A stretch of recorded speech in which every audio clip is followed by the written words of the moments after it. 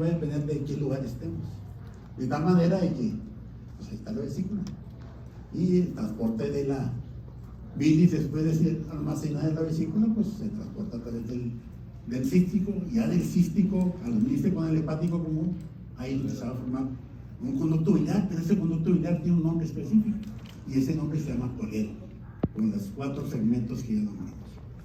Repitiendo la porción suprarenal, la retrorenal, la intrapancreática y la intramoral. Y aquí tenemos una pieza. Yo quiero presentar antes que nada a mis colaboradores. Entonces, tenemos a Giovanni, a Jorge Cota, parece, porque los conoces. Giovanni, Jorge Cota, la doctora Yesenia, hoy está tratando de evitar pues, que tengamos estos errores. Entonces, a veces la experiencia hace que hagamos ciertas alternativas, pues tener la primera alternativa, la segunda, la tercera, la cuarta, para evitar precisamente que haya errores. Allá está la doctora saludándolos. Y mi hijo, no sé si vino, César, que es el anestesiólogo. Entonces, forman parte, si se fijan, aquí está. Este es un trabajo de nuestra propia autoría. Entonces, el doctor aquí, su servidor, la doctora, mis hijos, o sea, yo les digo así, en son de broma, que en vez de darles su domingo, mejor les doy trabajo. Y les pago bien, pues. O sea, uno está en anestesiólogo, otro está de ayudante, otro está de técnico en el equipo de la torre de la paroscopía, y los demás me ayudan en la cirugía. Y también mis alumnos, ahí están a ver, o sea, cómo mis alumnos son los que me ayudan en la cirugía. Del primer día de clases ya a la semana ya algunos están ayudándonos como segundo, tercero, cuarto ayudando. Ahorita van a pasar inclusive unos de 5º año ahí que están ahí haciendo un video que me sorprendieron. Muy bien, entonces ahí está la anatomía. Vamos a ver de las variantes, por eso a veces es difícil tener un diagnóstico de certeza. ¿Por qué? Porque puede haber múltiples variantes anatómicas. Entonces necesitamos saber las variantes anatómicas. ¿Por qué? Porque a veces el dolor no está tan claro. A veces el dolor, lo común es que el dolor de la vesícula biliar se encuentra en el cuadrante superior derecho, siempre y cuando el abdomen lo dividamos en cuadrantes. Como dijo el doctor, siempre igual, también lo dividimos en regiones, y son 9 regiones. Entonces necesitamos saber qué órganos se encuentran en cada región, para tener mejor idea de qué enfermedad puede tener ese paciente. Entonces vamos a ver una serie de variantes anatómicas. Y aquí la doctora y Giovanni están haciendo disección de una vesícula, el cual tiene una serie de alteraciones anatómicas que vamos a ver. O sea, toda pieza que quitamos nosotros, no nada. Hacemos ahí la autopsia. Hacemos la disección, abrimos la pieza, con el fin de detectar qué otra alteración pudiera haber. Ahorita van a ver algunos pacientes que tienen cálculos en la vesícula, pero además tienen cáncer. Si la abrimos nosotros durante el transoperatorio, ahí mismo le podemos hacer una cirugía complementaria para tratar de dejar a ese paciente con un mejor pronóstico.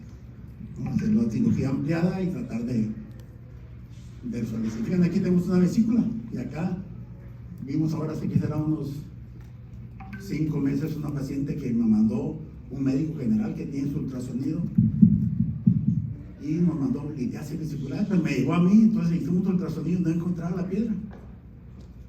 Entonces la mandé al radiólogo, entonces dijo, pues el índice de errores o de diagnósticos también, o sea, tiene una incidencia, por eso los estudios complementarios no son 100% seguros.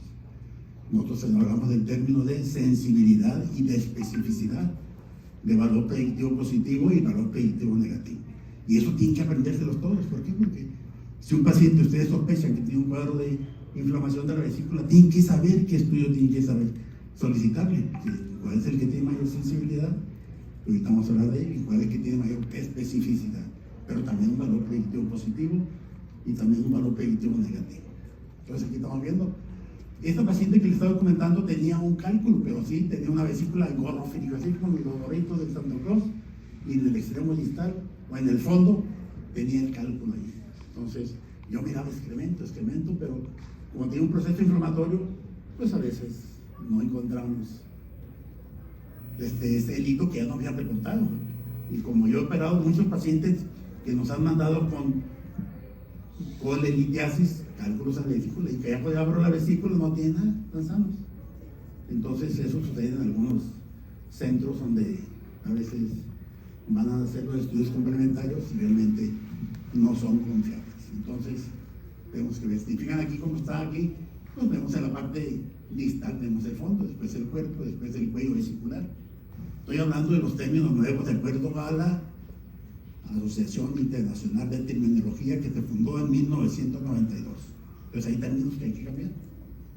Entonces, aquí estamos viendo aquí ahora el cuello vesicular, ven cómo está haciendo una prolongación y a veces ahí puede estar acumulado material de este biliar espeso o cálculos que a veces modifican la anatomía de la vesícula biliar.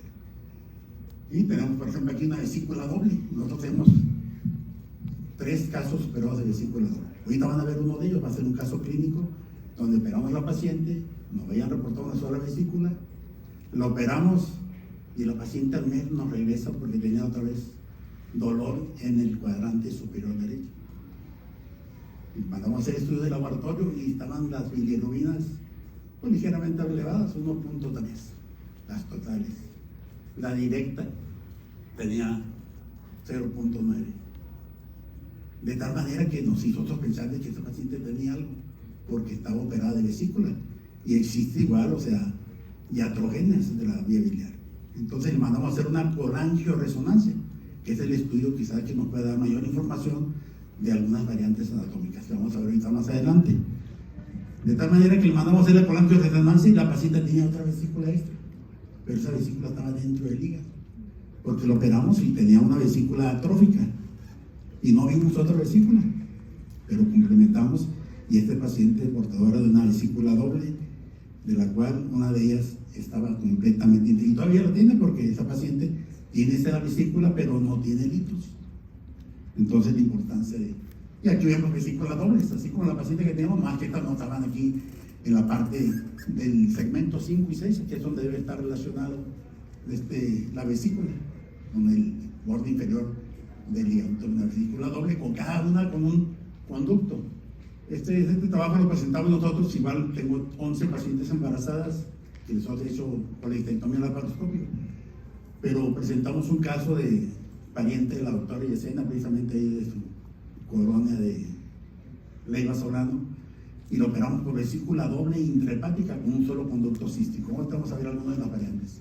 Fíjense aquí esta vesícula doble, una vez desemboca precisamente aquí, en la unión del hepático común con el inicio del colédoco, pero otra viene que va y desemboca precisamente aquí en el hepático derecho. ¿Y cómo podemos saber realmente dónde va a desembocar? Ahorita vamos a ver otros estudios complementarios que tenemos que echar mano para tratar de ver realmente qué variantes anatómicas puede haber. Y si no, hay un estudio que se llama colangiografía transoperatoria. Entonces aquí está la doctora disecando, vemos que aquí pues hay un lito en la cavidad vesicular con bilis de una densidad aparentemente normal, pero en el interior de la vesícula se ve que hay depósitos de colesterol, o sea, tenía colesterolosis aparte. Y van a ver ahorita algunas otras variantes anatómicas. ¿Sí? Igual aquí tenemos otras variantes anatómicas, si se fijan, vesícula doble, una va a desembocar precisamente, próximamente donde está el conducto hepático, como otro va a desembocar aquí precisamente donde empieza el colédoco, que es una vesícula doble, así como lo que operamos nosotros con un solo conducto cístico. Pero vamos a ver otras variantes anatómicas. A veces puede ser una vesícula y está del lado opuesto, en vez de estar del lado derecho está del lado izquierdo. Igual el conducto cístico puede ser largo y estar desplazándose por la parte anterior del colédoco y ir a desembocar aquí por el borde lateral del lado derecho. Entonces se ha descrito llevar un síndrome post-colecistectomía, que después de hacer una extracción de la vesícula biliar el paciente puede regresar otra vez con la sintomatología, de tal manera de que hay que tomar en cuenta. Fíjense, aquí tenemos una vesícula doble, una aparentemente atrófica y la otra pues casi perceptible. Y ahorita van a ver, o sea, qué estudio es el que tenemos que hacer. Aquí la doctora se emocionó y vio que había una piedra que era muy aparentemente como un diamante. Se la llevó y la llevó con el cerradillo, con el collero. Igual hizo su collar ahí, entonces ahí lo trae la doctora luciendo esa piedrita que tenía esta paciente. Entonces pues se le pidió que... Entonces aquí tenemos nuestro equipo quirúrgico y se fijan, o sea, todo esto es un trabajo de nuestra propia autoría. Le agregué algunos otros estudios para tratar de complementar lo que ahorita está más actualizado. Entonces aquí vemos, o sea, un estudio donde estamos viendo que aquí es una vesícula doble. Entonces el ultrasonido aquí es evidente. Pero muchas veces esto pudiera ser otra alteración. Entonces, ¿qué hay que hacer? Pues hacer un ultrasonido, pero ponerle doble de color. Entonces, el color pudiera ser, porque aquí puede haber alguna alteración vascular. Entonces, si ya tenemos el doble color y no se ve ningún flujo sanguíneo, entonces ya confirmamos que es un paciente que tiene una vesícula doble. Y al llevarlo al quirófano, pues aquí tenemos aparte una sonda acústica posterior. Entonces, ¿cuál de las dos vesículas tiene el cálculo? Pues a veces hasta abrir la paciente, pero igual ahorita con el nuevo entendimiento de los otros recursos, con la angioresonancia, podemos saber en qué vesículas se encuentran. Entonces aquí tenemos ya la pieza quirúrgica con las dos vesículas. Y aquí mis alumnos, estos alumnos estaban aquí porque estuvo la pandemia. Entonces, pues yo usaba métodos que en un momento dado lo estaba viendo a todos, pero les hice el examen en mi consultorio. Pero ustedes son más inteligentes que nosotros y hay que aceptarlo, pues desgraciadamente muchos docentes no lo aceptan, ¿verdad, Joaquín? Entonces, ¿qué dicen? Pues ellos al hacer el examen, después de terminar el examen, pues ya tenían cumpleañeros cada grupo y me llevaban a María Bonita, entonces pues todos pasaron. Entonces son muy organizados, pues. Entonces aquí vamos a ver lo que es una colecistitis. Colitis, ustedes saben que es inflamación. Entonces, colecistitis es la inflamación de la vesícula. Y la causa más frecuente de inflamación de la vesícula es la presencia de cálculos, que es alrededor del 95%. Vamos a ver más adelante la escala de Parkland. La escala de Parkland es muy importante, ¿por qué? Porque de acuerdo al proceso inflamatorio que tenga la vesícula y las cosas que se le agregan, como adherencias o desperforación, tenemos que hacer una clasificación de Parkland. Y de acuerdo a esa clasificación, tenemos que darnos una idea más o menos de lo difícil o lo fácil que pudiera ser una cirugía. Pero al momento de estar operando realmente el escenario real es cuando ya estamos adentro del quirófano. Entonces aquí tenemos una vesícula con múltiples cálculos, porque si fijan aquí en su interior hay natas de fibrina. Entonces no vemos aquí realmente, o sea, los hallazgos, pero aquí por lo menos es un Parkland 2. Entonces aquí vemos una vesícula necrosada, perforada, entonces es un Parkland 5. Ahorita vamos a ver una diapositiva bien todas las escalas de Parkland y los grados de cada una de ellas para que se den cuenta qué importancia tienen para tratar de, después de hacer la cirugía, explicarles a los familiares y al mismo paciente. Y lo ideal es que todo se grabe. Entonces aquí tenemos en qué pacientes es más frecuente o qué factores en un momento dado pueden predecir o pueden hacer que un paciente tenga la formación de cálculos en la vesícula. Lo vemos más frecuente sobre todo en mujeres y sobre todo en mujeres que son multíparas. ¿Por qué? Porque en el proceso de embarazo los estrógenos favorecen alteraciones en el metabolismo del colesterol. Entonces hay pacientes que deben tener, de acuerdo a los parámetros, dependiendo de qué laboratorio, vamos a poner un ejemplo, que va el colesterol de 0 a 200, pero hay mujeres en verdad que tienen hasta 3000 de colesterol. Entonces eso favorece la formación de pequeñas arenillas y esas se van uniendo, abonado a un proceso inflamatorio y problemas de vaciamiento, pues van a hacer que le formen cálculos. Por eso entonces, de acuerdo a la edad, pues claramente hay una regla que pues, no es muy 100% segura, pero dice 50, obesa y multípara, pues hay que pensar, si tiene dolor en el cuadrante superior derecho del abdomen, hay que pensar que ese paciente es factible que tenga un problema en la vesícula biliar, y lo más frecuente que sean cálculos en la vesícula biliar. Entonces hay ciertas razas, hay ciertos factores hereditarios que en un momento dado hay que considerar y tomar en cuenta para tratar de pensar en ese tipo, pero está en relación a esto, sobre todo al cuadro clínico. Cuando hay pacientes que tienen pues, un sobrepeso o una obesidad, también son factores en un momento porque sube el colesterol que pueden favorecer la formación de cálculos. Y cuando la gente se pone a dieta, igual, baja en forma rápida de peso, pues también hay un problema metabólico y hace que se formen cálculos en la vesícula, asociado también a problemas de disfunción de la vesícula biliar. Igual, como estamos viendo pacientes multíparas, hay enfermedades, sobre todo del ileum, del intestino delgado, que es la enfermedad de Crohn, que hace que se altere sobre todo el problema hormonal y alteraciones funcionales de la vesícula y metabólica que van a favorecer la formación de cálculos. Diabetes, pues generalmente son pacientes que tienen una hiperglicemia y que pasa por las grasas que consumimos, pues se incrementan. Entonces eso favorece la formación de cálculos de la vesícula biliar. La nutrición parenteral, ¿por qué? Porque pacientes dejamos muchas veces en ayuno, dejamos el reposo de la vesícula y hace que se sedimente la bilis y se forman pequeños arenillas y eso hace que se vayan juntando y formen cálculos. Otra parte de oro, generalmente usan inmunosupresores que también alteran el problema metabólico y fármacos que generalmente usamos mucho los cefaloforinas de tercera generación con las personas. Pues hay muchos problemas de obesidad y problemas metabólicos, utilizamos también de estatinas, también que favorecen la formación de cálculos. Entonces hay que considerar ese tipo de alteración. Fíjense muy bien, o sea, generalmente Estados Unidos es el país que, por lo menos en América, tiene mayores estadísticas, y es que ir a cualquier individuo que fallece a hacer esta autopsia.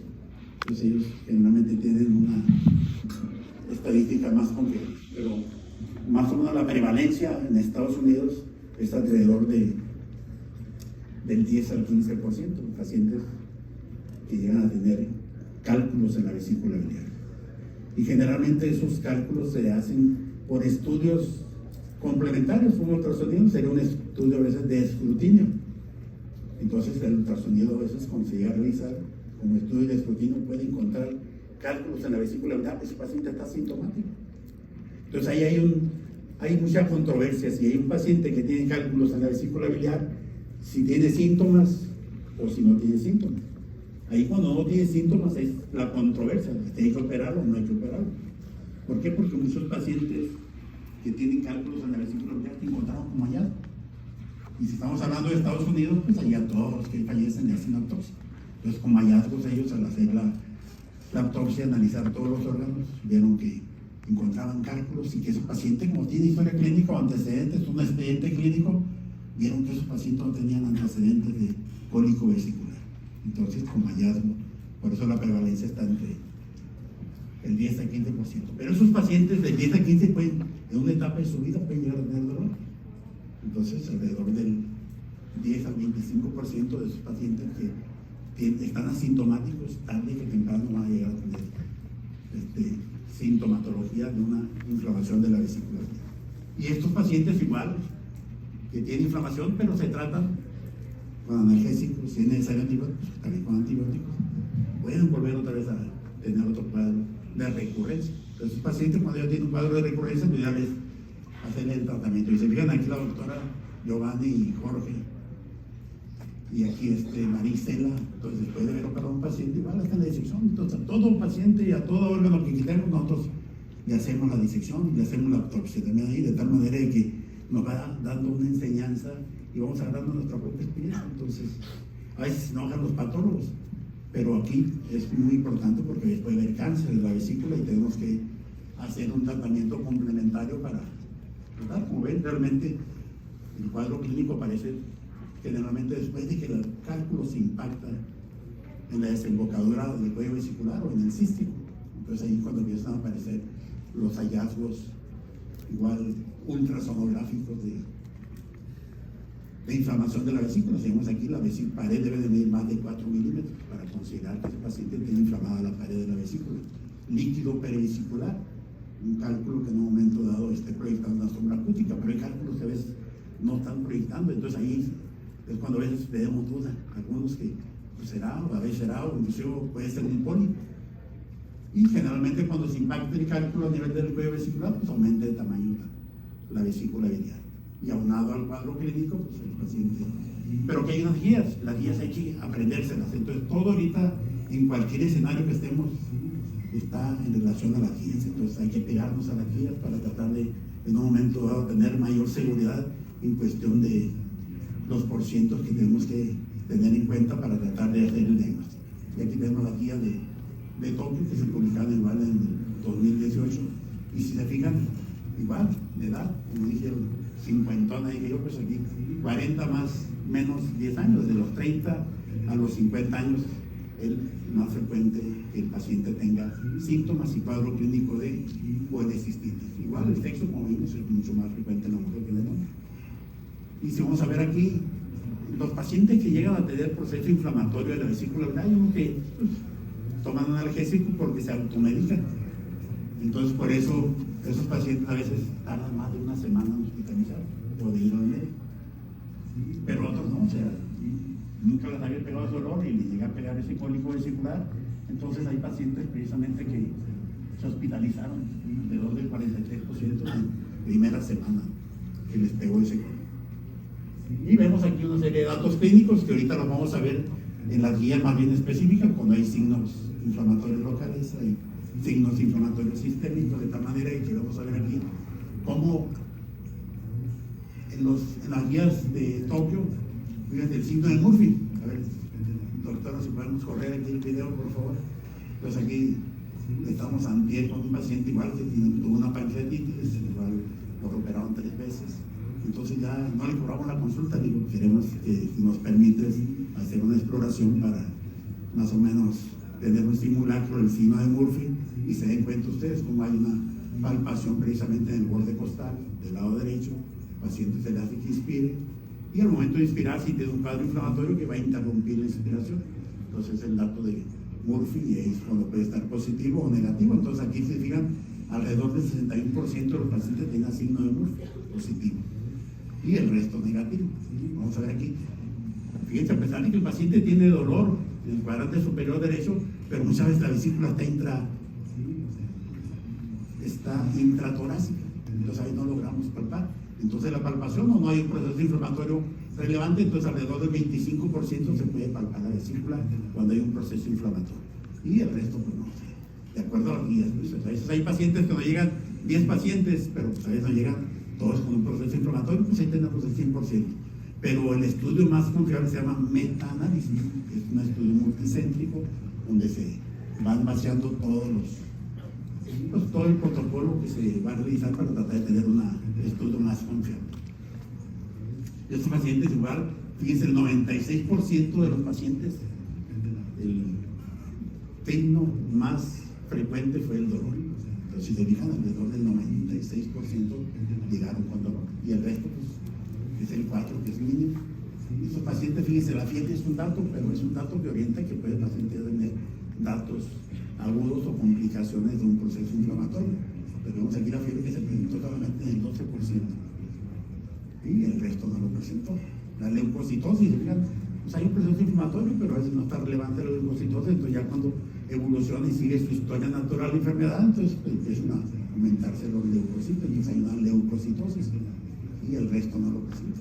Aquí la proteína C reactiva pues, es un marcador de inflamación, así como la procalcitonina, así como la velocidad de nitrosedimentación. Entonces aquí tomaron en consideración ellos aquí lo que es la proteína C reactiva, que vieron como está inflamada la vesícula, el 79% está elevado. Y si vamos aquí ya después de que tenemos que hacer el diagnóstico, entonces nosotros estamos presumiendo que el paciente tenía un cuadro de colecistitis alrededor del 24%. Y ya cuando hacemos el estudio complementario, pues vemos que realmente el diagnóstico definitivo se hizo en el 16%. Y ya los pacientes que tenían colecitis crónica, pues eran lo más frecuente, alrededor del 60%. Y estos pacientes, pues todo lo que quitemos hay que mandarlo a estudio histopatológico. Entonces, alrededor, por ejemplo, aquí del 13.1% de los pacientes tenían una colecitis aguda edematosa. El 12.6% tenía una colecitis aguda necrotizante. O sea, son todos. Y acá, los pacientes generalmente llegan con dolor, se programan, son cirugías selectivas. Entonces, el reporte histopatológico fue de colecitis crónica, pues que se reagudizó. Entonces, hay inflamación, entonces hay migración de los leucocitos y así que en el reporte histopatológico nos reporten. Y ya en la cirugía de esos pacientes que se hizo, fíjense, el 45% de los pacientes tenían colecitis aguda edematosa, el 22% tenían colecitis aguda supurativa, ya está más complicada, y el 33% generalmente la más frecuente en los pacientes que se operan de colecitis crónica. Y pues esto generalmente, este tipo de dolores generalmente va asociado al consumo de grasas. O sea, el paciente, una pozole, un menudo que tiene antecedentes de litiasis vesicular, vamos a ver que el paciente a veces se le acentúa el dolor. Y estos generalmente dolores isocólicos mejoran con los analgésicos, por eso el paciente a veces no se hospitaliza o le deja el dolor porque mejoró para otra ocasión. Pues. Pero igual hecho el diagnóstico, lo ideal es que se atienda el paciente. Igual puede ir acompañado de otros síntomas en relación a todo eso que dijo el doctor Silva, en relación a la inervación que tienen y cómo se van a activar una serie de neurotransmisores, pues, pero en relación precisamente a la inervación somática, a la inervación visceral y a la inervación parietal que tienen estos órganos. Vamos a ver que aquí el 25% de los pacientes o sea, tienen síntomas, se le quita el cólico vesicular en ese momento, pero vuelven otra vez a ingresar porque desarrollan otro cuadro de colecistitis. Si se fijan aquí, muchas veces, depende del escenario, no tiene otro estudio complementario usted más que una placa simple abdomen, pero tienen que saber realmente en cuánto por ciento de una placa simple abdomen se pueden ver calcificaciones, que es alrededor del 10 al 15%. O sea, a veces no hay que menospreciar, pero si tienen alcance o algún otro estudio que tenga mayor sensibilidad y especificidad y que sea mano de él. En este caso sería el ultrasonido. Aquí vamos a hacer el ultrasonido y cuando hagamos los cálculos, la pared mayor de 4 milímetros, y a veces aumenta de tamaño, pero es líquido perivesicular. Si se fijan lo que le decía ahorita anteriormente, es muy importante tratar de hacer una disección de la pieza que quitamos. ¿Por qué? Porque afortunadamente ha sido un poco, ha sido alrededor de 3 pacientes y uno de ellos lo operamos, tenía un cáncer de la vesícula. O sea, al momento de hacer la disección, vimos ahí está la pieza quirúrgica con un cáncer. Aquí no sé si afortunado o desafortunadamente esa lesión estaba en la pared libre, la que no estaba adherida al segmento 5 ni 6 del hígado. Entonces aquí están las guías. Entonces, ¿cuándo vamos a hacer un diagnóstico? Pues hay signos locales y hay signos sistémicos, así como aquí y los estudios complementarios para confirmar el diagnóstico. Entonces, ¿para qué nos sirve las guías de toque? Pues para hacer diagnóstico, para evaluar la gravedad del paciente, pero también para establecer el tratamiento. Ahorita vamos a ver los signos locales de inflamación. Los signos locales de inflamación, ya vimos el signo de Murphy y la masa palpable. Entonces, pero para ver si sigue la evolución de la historia natural de la enfermedad, vamos a ver que el paciente pues, puede asociarse a una fiebre. Y para la proteína C reactiva, pues se eleva porque sigue el proceso inflamatorio, y aquí los leucocitos igual también se incrementan. Entonces, estos 3 datos son signos sistémicos de inflamación. Y ahorita van a ver que al momento de hacer toda esa suma de signos locales, signos sistémicos y los estudios complementarios, vamos a hacer un diagnóstico.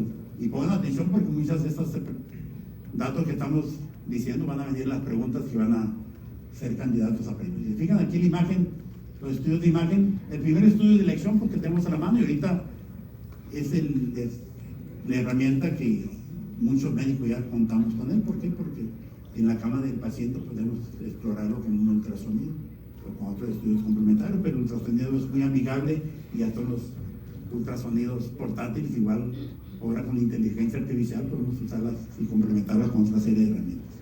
Entonces vemos aquí el ultrasonido y se fijan, vemos aquí esta imagen donde vemos más de 4 milímetros de la pared, vemos líquido alrededor de la pared, vemos igual líquido alrededor, el cálculo ahí, el celito que proyecta sombra acústica posterior, puede ser uno, puede ser múltiples. A veces hacemos ultrasonido y no encontramos bilis, encontramos puros cálculos en la vesícula y puede estar aumentado de tamaño. Entonces serían los datos ultrasonográficos, como ven ustedes aquí, sería el aumento de tamaño de la vesícula biliar, el aumento del espesor de la pared, uno o múltiples cálculos que proyectan sombra acústica posterior, y a veces dependiendo de la fase en que se encuentra el grado de inflamación, que ahí también podemos usar la clasificación y los grados de Parkland que vamos a ver ahorita más adelante. Y el estudio que tenga mayor, que sería el estándar de oro, pues se llama gamma-grama, pero no contamos en todos los lugares con un gamma-grama, entonces por eso, y aparte es más caro. Entonces, en vista de que en cualquier lugar podemos tener un ultrasonido, pero sería un estudio que tiene una alta sensibilidad, cerca del 100%, pero el estudio que sería el estándar de oro para tratar de confirmar si es que hay una duda, sería el gamma-grama hepático o de las vías biliares.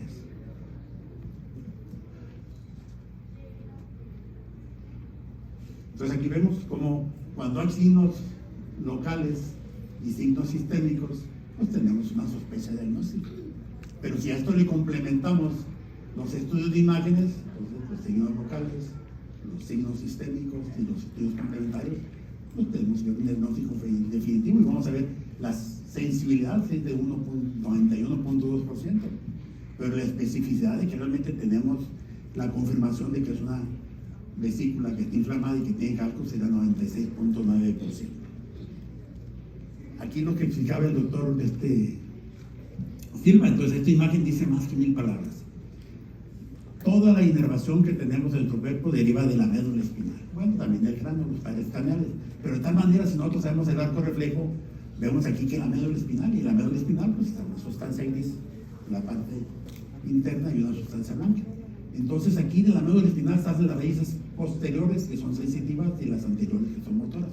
Y de ahí se unen para formar lo que es el nervio espinal.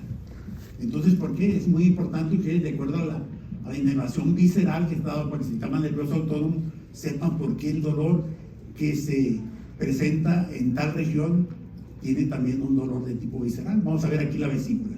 ¿Ven? La vesícula aquí está inervada igual, desde el punto de vista visceral, desde T5 o T6, T7, T8 y T9, que van a formar aquí los nervios espláncnicos mayores, y van a llegar a ganglio celíaco, y van a dar unas raíces postsinápticas que van a inervar aquí la vesícula, ahí van a inervar el hígado.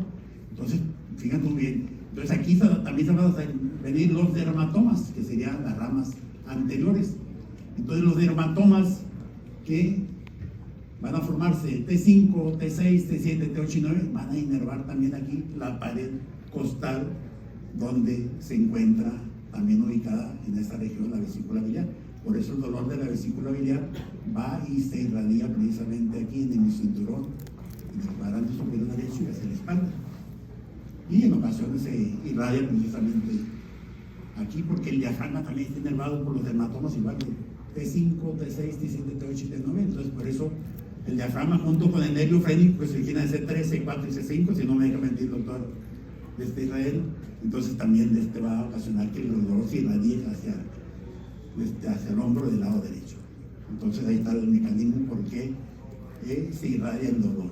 Entonces aquí vamos a ver ya desde el punto de vista qué estudio es el que tiene mayor sensibilidad y especificidad para hacer el diagnóstico.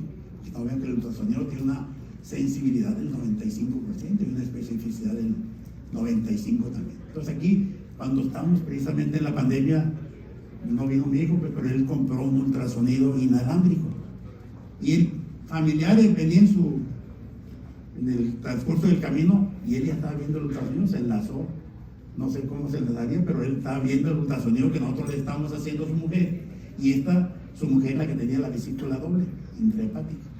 Entonces le quitamos la vesícula. Giovanni dijo, no, pues ¿por qué ya le quitamos la vesícula? ¿Y cómo es posible que? Pues lo que pasa es que pensamos que tenía antecedentes de cirugía de vesícula y dije, a lo mejor le hicimos una iatrogenia, o sea, le hicimos un daño a ese paciente, pero no tenía síntomas ni signos que en un momento sustentaran eso. Entonces, en vista de que las pruebas de función hepática salieron un poquito elevadas, sobre todo las bilirrubinas, nos consensamos ahí con Jorge, Giovanni, la doctora, cuál sería el estudio. Entonces hicimos una colangioresonancia que ahorita van a ver ustedes. De tal manera que ahí estamos haciéndole el ultrasonido igual, inalámbrico, y estamos teniendo ahí la tablet, de tal manera que estamos viendo ahí la vesícula con litros, es la vesícula más superficial que tenía. Entonces, la otra no la vimos, o sea, porque es una vesícula atrófica. Entonces, como ven ustedes aquí, igual un ultrasonido como se ve aquí, la vesícula aumentada de tamaño, el litro que proyecta sombra acústica posterior, el espesor de la pared mide más de 4 milímetros y líquido perivesicular.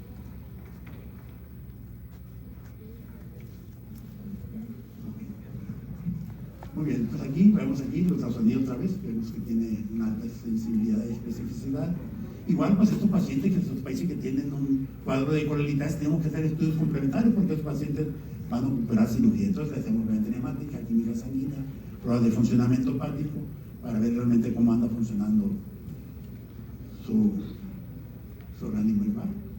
Vamos aquí repitiendo pues varias imágenes porque vean que el ultrasonido hoy en día es el que tiene mayor sensibilidad y especificidad. ¿Sí? Igual otro ultrasonido. Igual aquí múltiples ultrasonidos con la sensibilidad y especificidad que tiene más del 95%. La tomografía es otro estudio que a veces echamos mano, llega la paciente y se hace una tomografía por alguna otra patología y vemos que salen ahí imágenes igual que no se sospechaba, pero aquí vemos un aumento de densidad, entonces calcula la vesícula. Aquí apenas empiezan a percibir en la parte más inferior de la vesícula, donde vemos imágenes de mayor densidad. Aquí vemos igual cálculo de mayor tamaño, la vesícula igual otro menor tamaño. Entonces la tomografía tiene menos sensibilidad y especificidad, alrededor del 75% de sensibilidad y especificidad para tratar de diagnosticar los litrotrimágenos, bueno, vemos los litros. Además vemos múltiples órganos más que a veces como hallazgo podemos encontrar.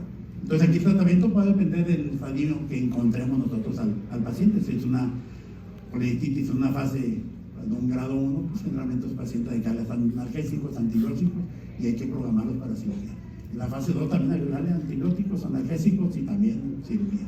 Ya si están complicados, esos pacientes de urgencia hay que operarlos. Y de acuerdo a los hallazgos, pues hay que hacer la cirugía. Entonces, todo el tiempo hay que hacer diagnóstico diferencial.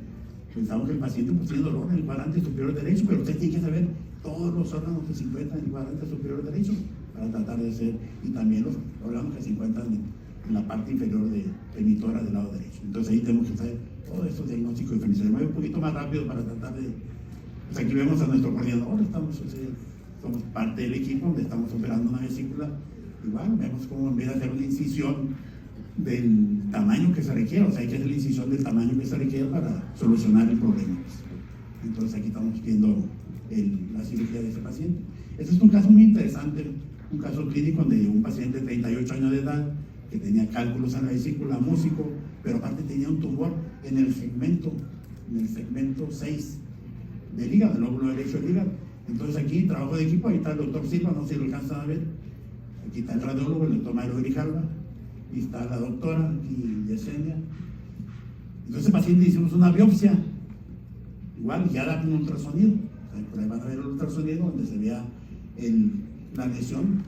Entonces, el reporte patológico reportó que era una granuloma y una lesión benigna. Ahí está el ultrasonido donde vemos la lesión que se encuentra. Entonces, ahí es lo que se usa hoy en día. Entonces, todo esto es la escala de Parkland. Tenemos que saber, o sea, en un momento dado, de acuerdo a la escala de Parkland, las dificultades técnicas que vamos a tener. Si se fijan, una vesícula aparentemente normal, pero tiene cálculos, sería Parkland 1. Parkland 2, cuando hay pequeñas adherencias aquí en el cuello vesicular. Parkland 3, cuando hay adherencias en toda lo que es la vesícula, pero hay un proceso inflamatorio y está hiperémica y puede haber líquido perivesicular. Y acá en la fase 4, igual, hay adherencia en toda la vesícula biliar, pero puede haber alteraciones igual en la morfología, un síndrome de Mirici. Ya en el grado 4, pues vemos aquí las vesículas igual adheridas, que a veces no se alcanzan a ver porque el aumento, se llama aumento hoy, no se llama piplón. O sea, cuando se hace una cirugía se llama aumentectomía, no se llama epipronectomía. Entonces hay que usar los técnicos actuales. De tal manera la terminología actual. Entonces se llama aumentectomía. Entonces por eso el aumento se encuentra aquí encapsulando toda la vesícula que está perforada, necrosada, sería el grado 5 de Parkland. Entonces, de acuerdo a esos hallazgos, pues nosotros vamos a ver, aquí vamos a ver una serie de complicaciones. Si fijan, esto sería un Parkland 3, inflamada, adherida. Ese sería un Parkland 5, es una vesícula igual perforada, necrosada. Vamos a ver, igual un Parkland 5, una vesícula toda perforada.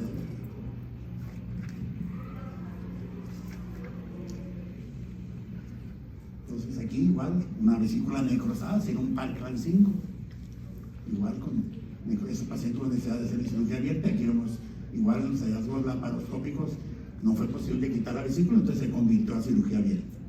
Entonces el hacer una cirugía y tener que convertirla no es fracasar, sino tratar un juicio y un criterio adecuado para tratar de que ese paciente salga adelante. Entonces hay que tomar cultivos, a veces puede haber fístulas, igual a la vesícula hay que tomar en cuenta qué órganos se encuentran relacionados con la vesícula. Vemos que el duodeno está cerca ahí, el estómago, el colédoco, el colon. Entonces puede haber fístulas de la vesícula al colon, de la vesícula al duodeno, de la vesícula al estómago o de la vesícula al colédoco. Igual, estos pacientes generalmente antes de empezar la cirugía, nosotros a todos los pacientes les ponemos antibióticos, analgésicos, inhibidores de la bomba de protones. La medicina es preventiva. La hacemos curativa, ¿por qué? Porque los pacientes a veces no acuden, nosotros no hacemos realmente el trabajo que nos corresponde para hacer medicina preventiva. Entonces, a estos pacientes le digo que le hacemos. Entonces, ahí los pacientes que tienen litiasis vesicular, pues hay que hacerle cirugía abierta o cirugía laparoscópica. Si fijan aquí los doctores ya son muy diestros a hacer puntos y es una cirugía abierta, y después de hacerlo aquí también cirugía abierta, y puede ser igual cirugía laparoscópica como estamos viendo aquí. Estamos sacando aquí múltiples cálculos que se encontraban en la vesícula biliar. A veces batalla más uno para quitar la vesícula que en sí la cirugía. Igual, para tratar de hacer una cirugía hay que tener los criterios de estable. Entonces, tenemos que ver y localizar perfectamente todos los elementos que van a tenerse que disecar.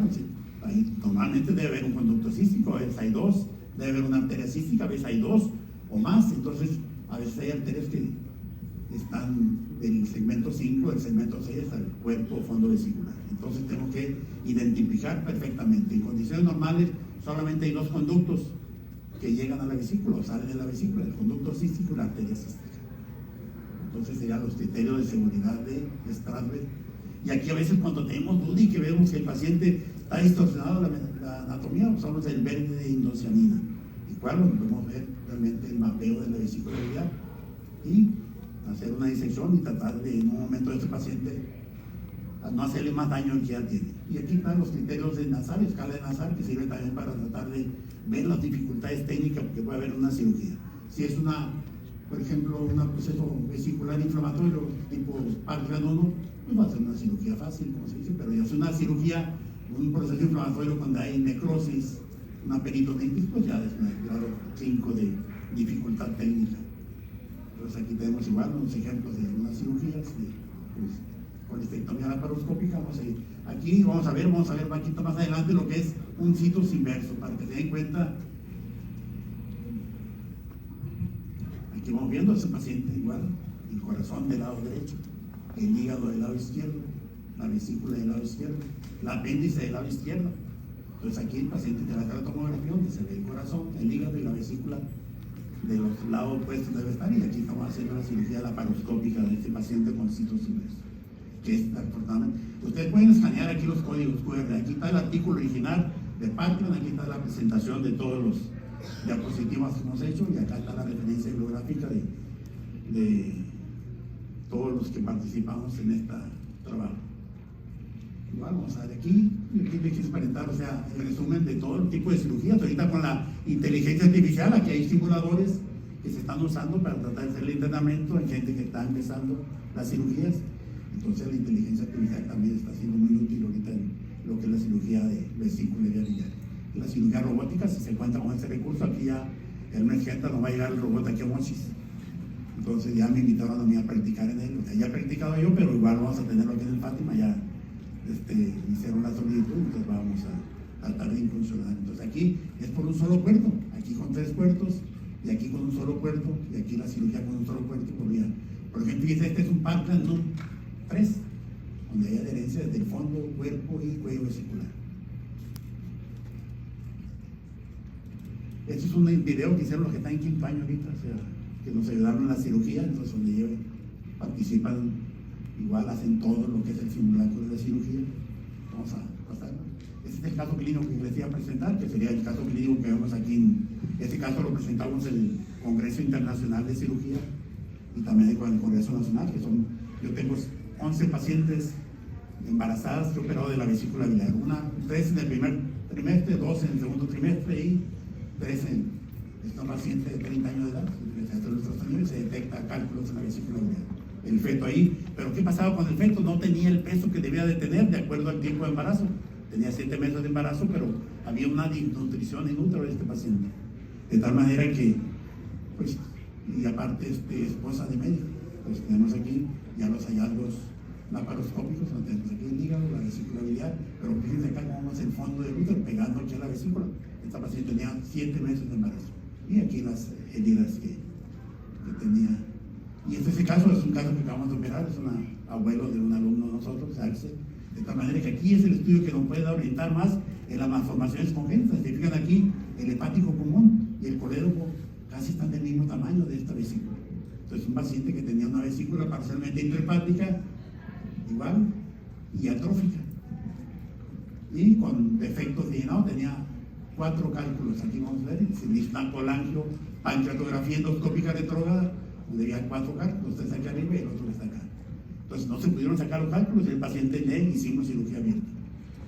Entonces aquí está la cirugía, pero, o sea, después de 1 hora de estar insistiendo en tratar de extraerle aquí, nos dijo Mía, no, doctor, ya déjenlo, por favor, ya le sacó 3 piedras, ahí están los cálculos todos machacados ahí. Entonces, pues le podíamos ver, es una endoscopía, una colangioendoscopía, pero igual el cálculo está impactado. No entraron aquí ni las ondas que nosotros usamos para extraer el cálculo, entonces le dejamos ese cálculo para no estar maltratando, y le hicimos esta colangiografía a través de la sonda entera, donde vimos que había ese cálculo residual. Entonces el paciente ahorita lo canalizamos con un gastro que o va a pretender con otro tipo de recursos que son como la litotripsia, para tratar de fragmentar esos cálculos. Pues yo les agradezco, quitarlos el equipo, y mis alumnos que no sé qué premios se van a ganar hoy. Muchas gracias.